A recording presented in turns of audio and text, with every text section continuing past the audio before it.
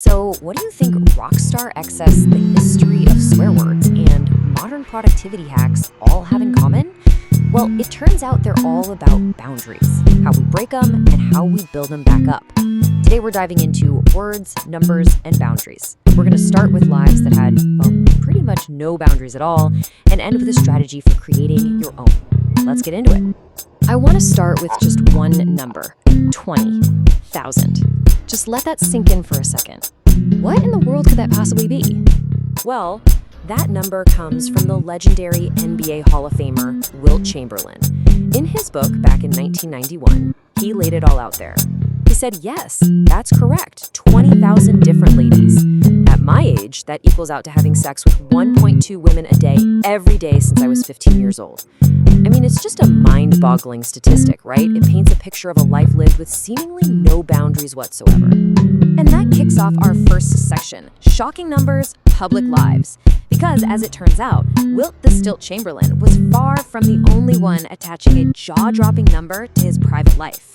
For decades, all kinds of celebrities, we're talking athletes, rock stars, you name it, have openly shared these personal stats. It's a fascinating and, let's be honest, a pretty wild peek into lives that seem to run without any personal boundaries, all part of a culture of excess that, for a long time, was actually celebrated. The scale of these numbers is just incredible. You've got Wilt at the top with his 20,000. Not too far behind is the pro wrestling icon Ric Flair, who claimed around 10,000. Gene Simmons from Kiss famously boasted about nearly 5,000 women, and even claimed he had the Polaroids to prove it.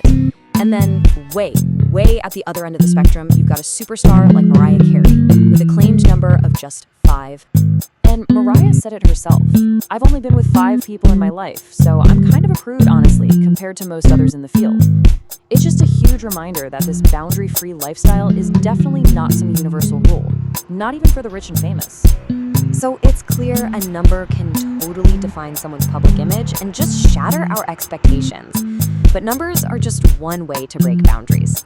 There's another tool, one that's arguably even more powerful. So what do you think has more power to shock us? A crazy huge number or a single loaded word?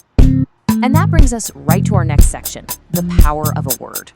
We're going to take a look at the history of profanity, because some words just seem like they were engineered to smash right through social boundaries. Let's take what is probably the most powerful swear word in English. Its journey is pretty amazing. Believe it or not, the first time we see it isn't in some scandalous book, but in a court record from 1310, as a nickname for a guy named Roger Fuckby the Navali. Seriously. For centuries after that, it was just too taboo to print. It really wasn't until the 20th century that writers like James Joyce started to break that wall down. And today, well, it's everywhere. But what makes it so powerful? Well, it's like the Swiss Army knife of words. It can be a noun, a verb, an adjective, an adverb, it does it all. And get this, while it started with a literal meaning, its most common use today is just as a pure intensifier. It's like a verbal exclamation point that you use to inject raw emotion into whatever you're saying. Okay, so let's see how this all comes together in the art of offense. We'll check out how profanity is used on purpose as a tool in pop culture and fiction. I mean, you know the conversation around swearing has gone mainstream when Netflix makes a whole series about it, hosted by Nicolas Cage, no less. Each episode just dives deep into the origins, the science, and the cultural impact of these specific words. It treats them less like offensive slurs and more like fascinating artifacts of our language. And this all creates a real dilemma for writers and creators. You go with that classic old-school Hollywood James Cagney approach, where you show a guy's tough, there is attitude in what's not said, or do you lean into profanity to add that grit and realism, to reflect how people actually talk? A really well-placed swear word can define a character in an instant, but if you overuse them, they just become background noise and lose all their punch. And then you've got the extreme end of the spectrum. Some bands use their name as a deliberate filter. As one music critic put it, it's their way of signaling a satanically ugly sound. Names like shitfucker or anal cunt. Yeah, they're not exactly trying to get top 40 radio play. They're using language as a weapon to just completely shatter expectations and carve out their own rebellious space from the second you read their name. So, we've got these boundary-breaking numbers and society-shattering words. It's a whole culture of public excess and linguistic chaos. And all of this brings up a pretty important question.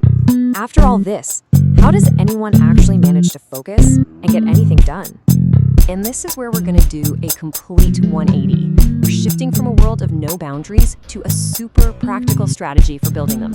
So let's make the case for something called protected time. So what is this antidote to all that chaos? Well, protected time is a really simple but powerful idea. It's the total opposite of being reactive.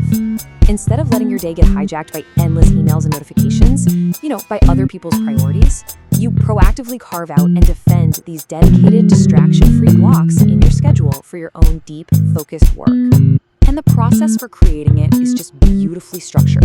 It's a deliberate act of building walls.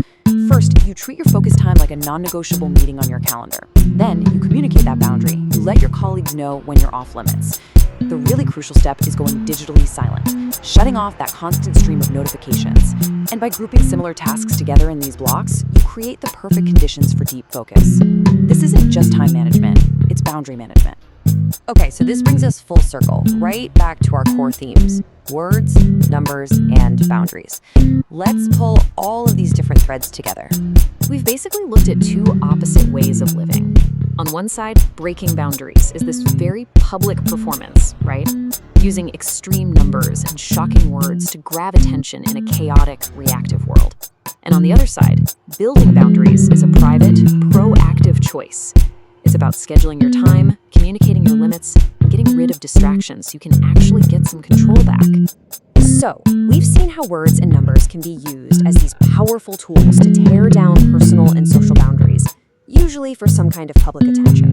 So the final question I want to leave you with is this: how can we consciously use those exact same tools, our words and our numbers, not to create more chaos, but to build better, stronger, and more productive boundaries for ourselves?